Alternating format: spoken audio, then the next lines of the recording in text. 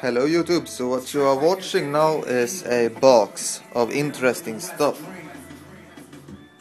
And no, it's not the right box for this card, but this is gonna be my new storage server, as I have grown tired of fixing things constantly. Let's turn on the lighty thingy, so you can actually see some, and let's focus on something, so you can see in sharpness. So on board you got your graphics card, you got your hookups for the everything you need, and it has 3 free slots. That's good because I will use all 3 of these. And this one, the AGP slot, I might use, I might not use, probably not because it's gonna be a storage server anyways.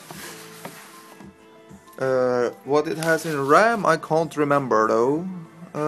512 it says on one of the sticks, and on that one I can't really tell. What the hell does it say? 512, so it has a gig of RAM.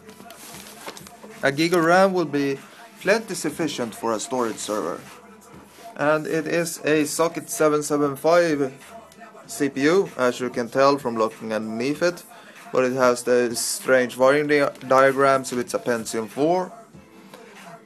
So that is a clear Pentium 4. So what I'm gonna do is, if things turn out the way I want to, I'm gonna plug in SATA controllers in pretty much all of these slots. I could do all of these slots. I think this has, yeah, it has 2 IDE connectors. I could do 3 SATA controllers. I would be grateful if you had SATA controllers laying around and aren't using them, if you would to donate one, but I'm guessing you don't, so I need to buy SATA controllers. Of course, if you would donate something I could use to this computer, you would get a free FTP account with all the things that it will host eventually when done. This will speak to my server, my big web server in the closet, via network. It has a built-in 100 megabits, I think. Due to the age of the motherboard, I think it's 100 megabits. But I do have spare gigabit cards, but I don't really see the use for plugging in a gigabit card. I might do though, I might plug in a gigabit card. So I have counted the hard drives. I will use 7 SATA drives. So that would be 4 per card, that would be 8 SATA drives I could use, and I will use 4 ID drives in this. I would assume this is gonna draw a lot less power due to the fact it turns off the drives when not needed. I'm gonna run what is it called, FreeNAS on it. FreeNAS is great shit, man. And now it stopped playing. So I'm gonna get a case that looks like this case, but less dusty. These cases are fairly inexpensive, and I saw one for trade. I just hope the guy wasn't fucking around. So this is the router I am using. Very nice case, very nice indeed.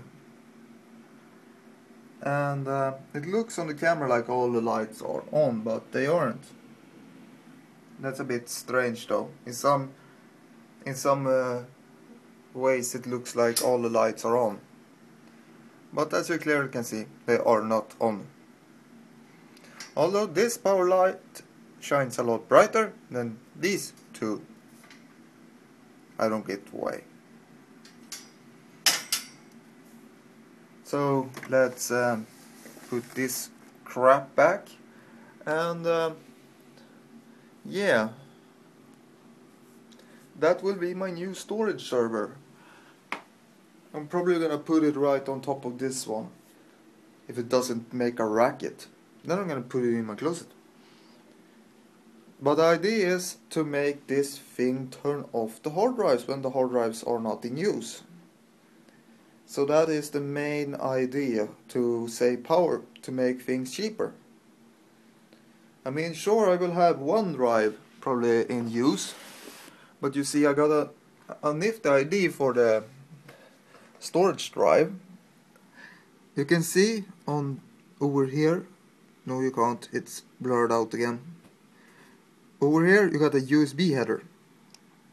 The idea is to stick one of these memories, complete memory, USB flash drive, 4 gigs, run FreeNAS off of 4 gigs of USB storage. That is the main idea.